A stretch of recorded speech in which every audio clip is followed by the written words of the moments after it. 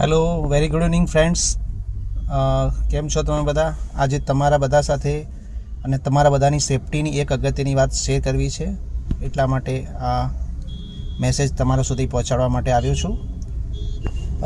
આજના social media users અને ખાસ કરીને યંગસ્ટર્સ અને એ બીજા બધા જે પણ આપણા યંગ એજના જે સોશિયલ મીડિયા યુઝ કરતા હોય તે લોકોના માટે એક મેસેજ છે કે હમણાં જેમિની એઆઈ, પછી ગિબલી આર્ટ્સ અને એવી જે ઓનલાઈન એપ્સ આવે છે જેમાં આપણે આપણા પબ્લિક પર્સનલ ફોટોસ શેર કરીએ છીએ.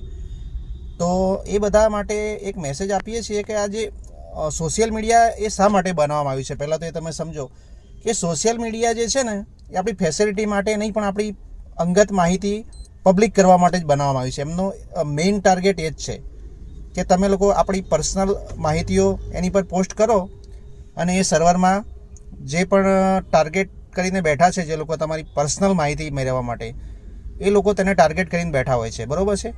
અને તમારી એ માહિતી એ લોકો સ્ટોર કરી લે છે અને એનો પછી પોતાના મન ફાવે તે હેતુ માટે એનો યુઝ કરી શકે છે.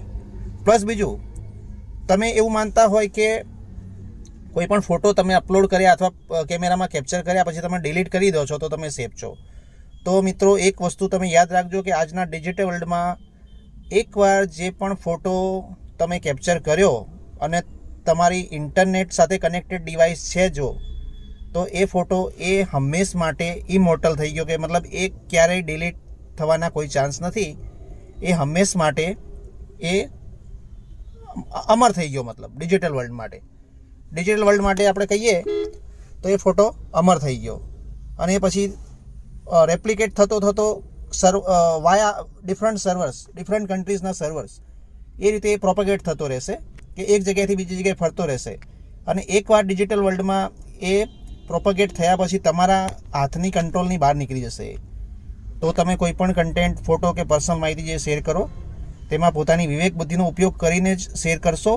પ્લસ કોઈ પણ એપ એ તમને પહેલાં પરમિશન માગશે, તો એ પરમિશન આપતા પહેલાં પણ તમારે તમારી વિવેક બુદ્ધિનો ઉપયોગ કરવો જરૂરી છે, જેથી કરીને ભવિષ્યમાં તમે કોઈ મુસીબતમાં ના ફસાઓ. તો આ મેસેજ એ તમારી સેફટી માટે છે, એનો ચોક્કસથી સમજી વિચારીને યુઝ કરજો. Thank you.